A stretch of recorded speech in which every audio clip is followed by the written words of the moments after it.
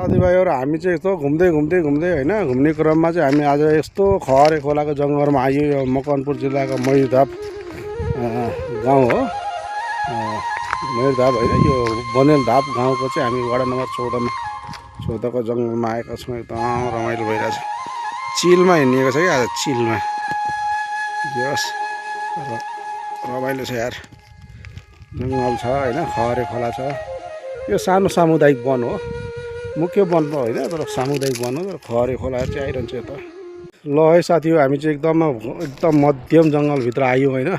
उजाड चाहिँ उजाड छ। अब पारी गाउँबाट वारी गाउँ आउने बेलामा यो जङ्गल चढ्यो। यस्तो देखेर यार अनकन्डार छ। यस्तो जङ्गल थियो। यो रुख कहाँ हो, कति अग्लो यो। यस्तो छ। कस्तो लाग्छ? मजा आइरहेछ? मजा आएन, थाकिसक्यो मान्छे। खत्रै मजा आयो यार। मजा पनि कता हो कता सही छ यार। बाघ करायो हो कि के हो?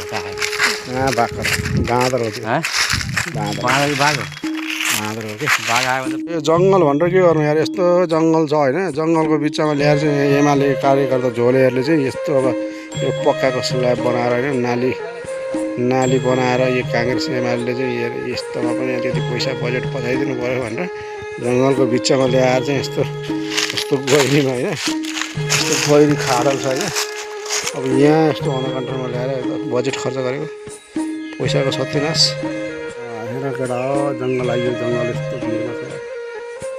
घाम लाग्यो।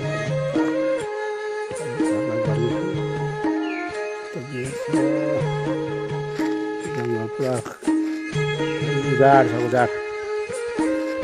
कतै नयाँ पल्लो आइरहेको छ, कहीँ पुरा रुख खाली भएको छ। यस्तो छ। खोल छ यो चाहिँ।